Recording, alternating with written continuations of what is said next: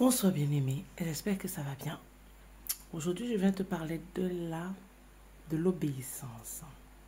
Très souvent, aujourd'hui, nous avons les chrétiens, les gens qui se disent chrétiens, comme si la chrétienté, c'était quelque chose à la mode, il fallait être chrétien pour faire partie d'un certain siècle. Je viens te dire une chose, être chrétien, ce n'est pas la mode. Être chrétien, c'est vivre en Christ, c'est avoir Christ en toi. C'est surtout et surtout vivre dans l'obéissance, vivre dans la parole, vivre dans la vie de sanctification. C'est un art de vie, mais en Jésus-Christ. Parce que Jésus-Christ est venu sur cette terre, il a donné sa vie pour toi et moi, afin que nous soyons sauvés. Et quiconque croit en lui est sauvé. Et quiconque confesse de sa bouche Jésus comme Seigneur et Sauveur de sa vie, il est sauvé. Donc quand on parle de chrétien, ça ne s'arrête pas à la bouche. Ça va au-delà de la parole, au-delà de « je suis chrétienne, je suis chrétien ». Moi, j'ai toujours tendance à dire « je suis chrétienne radicale ».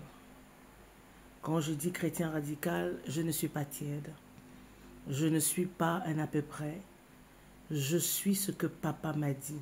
On m'a donné des règles. C'est comme dans un travail, dans une maison, tu as des règles. Tu dois obéir à ces règles. Comme je disais, l'obéissance. La parole de Dieu nous dit, vaut mieux être dans l'obéissance, vaut mieux l'obéissance que des sacrifices. Tu auras beau sacrifier tout ce que tu veux, mais si tu n'es pas dans l'obéissance, c'est pas la peine. Ne cherche pas. Les règles sont telles que nous devons les suivre.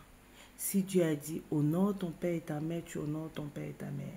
Si Dieu a dit parents, n'offusquez pas vos enfants, n'offusque pas tes enfants. Si Dieu a dit tu ne voleras point, tu ne voles pas. Si Dieu a dit tu ne commettras pas d'adultère, tu ne commets pas d'adultère. Si Dieu a dit fais des offrandes, fais des sacrifices, paye ta dîme, tu le fais. Tu le fais, tu n'as pas besoin de réfléchir. À chercher de midi à 14 heures. Tout est écrit dans la parole de Dieu, noir sur blanc. On a toujours tendance à dire, oui, mais tu es trop dur, tu es trop dans l'obéissance. Et bien sûr que je suis dans l'obéissance, parce que je crains les conséquences. Je crains que mon père me punisse. Parce que si tu n'es pas dans l'obéissance, papa te punit. C'est aussi simple. C'est comme vous avez vos enfants à la maison. Si vos enfants n'écoutent pas, vous faites quoi? Vous les punissez. C'est la même chose en fait. Donc, il n'y a rien de compliqué dans cette histoire. C'est nous qui voulons nous mettre la pression. Nous voulons nous dire que oui, c'est la mode. Je suis chrétienne. Je vais à l'église. Il y a plein de gens à l'église qui sont des manipulateurs. Il y a l'apostasie à l'église. Dans le corps du Christ aujourd'hui, il y a l'apostasie. Mais ce n'est même plus bon. Donc, l'obéissance, en fait, c'est entre ton père et toi. C'est votre relation à vous deux. C'est comment tu te sens avec le Père. Ce qu'il fait au quotidien pour toi. Les grâces qu'il t'accorde au quotidien. Donc, bien aimé, vraiment nous arrivons à la fin des temps. Quand vous voyez tout ce qui se passe aujourd'hui aux informations, moi je regarde pas les informations, j'entends seulement certaines choses. Tout ceci est écrit dans la parole. Va lire un peu, allez lire Ézéchiel 38 à 39. Vous allez vous rendre compte que entre la guerre d'Israël et la guerre d'Irak et d'Iran et l'intrusion des États-Unis, ce n'est pas par hasard. Tout se passe selon le plan de Dieu. Et tout a été écrit depuis des millions et des millions d'années. Donc, il n'y a rien sur le soleil, il n'y a rien de nouveau sur le soleil. Aujourd'hui, il est temps de mettre ta vie en ordre. Parce que tu ne sais pas en fait quand est-ce que aura lieu l'enlèvement. Il ne faut pas que tu te dises, oh, je vais attendre, comme beaucoup sont toujours dans la procrastination. Je vais attendre, j'attends, demain je vais faire, demain je vais faire. C'est maintenant qu'il faut marcher dans l'obéissance. C'est maintenant qu'il faut faire de Dieu, de ton Père, ton délice. C'est maintenant qu'il faut marcher dans une vie de sanctification au lieu de faire semblant. Notre Père nous dit qu'il vomit les gens tièdes.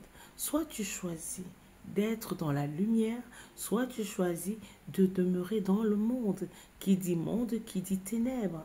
C'est aussi simple. La vie est un choix.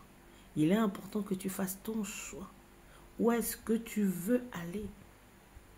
Et tu te donnes les moyens parce que Papa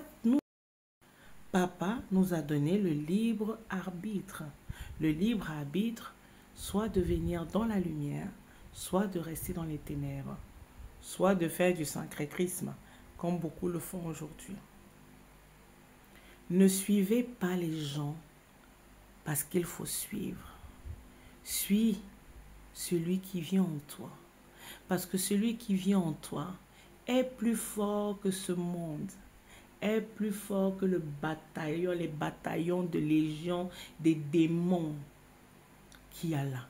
Le nom de Jésus est au-dessus et au-delà de toutes choses. Si tu n'arrives pas à vivre dans l'obéissance, pose-toi la question. Que vais-je devenir au moment de l'enlèvement? Ai-je marché comme le Seigneur me demande de marcher? Est-ce que j'ai pardonné à ceux qui m'ont offensé? Parce que Papa me pardonne. Est-ce que moi j'ai pu pardonner à celui qui m'a offensé? C'est très dur. Au quotidien, je peux te dire que c'est très dur. Mais quand tu viens en Christ, ça devient un peu plus facile. Parce que ce n'est pas toi qui vis dans ce corps, c'est Christ qui vit en toi. Et c'est le Saint-Esprit qui te donne la force de pardonner. C'est le Saint-Esprit qui te donne la force de continuer à aimer les gens qui t'ont offensé. C'est le Saint-Esprit qui te conduit. Toujours consulter le Saint-Esprit. Ne fais rien, je dis rien, sans l'autorisation du Saint-Esprit. Ça, je ferai une petite vidéo dessus sur le Saint-Esprit. Le Saint-Esprit est ton meilleur ami parce que la parole de Dieu dit, ton corps est le temple. La parole de Dieu dit, comme je disais tout à l'heure, ton corps est le temple du Saint-Esprit. Et c'est le Saint-Esprit qui vit dans ce corps, qui est cette enveloppe. En fait, tu as juste l'enveloppe que tu vois là devant toi, comme moi, c'est mon enveloppe que tu vois. Mais en fait, ma vraie personnalité, c'est mon esprit. C'est ce que j'ai en moi. C'est ce qui demeure en moi. Donc, soit tu choisis d'être conduit par l'Esprit de Dieu et de marcher selon la parole de Dieu, soit tu décides de marcher selon le monde et ses principes et patati patatra. À toi seul. J'ai dit toi seul à ce choix. Donc, ne perds plus le temps, bien-aimé. Ce n'est plus l'heure de perdre le temps. Il est temps de mettre ta vie en ordre et de chercher la voie authentique et réelle de Christ. Que le Seigneur te fortifie et qu'il te guide, qu'il t'amène dans l'obéissance de sa parole, de ses lois, et qu'il te guide dans la marche de la sanctification et que tu fasses de lui son délice. Sois abondamment béni.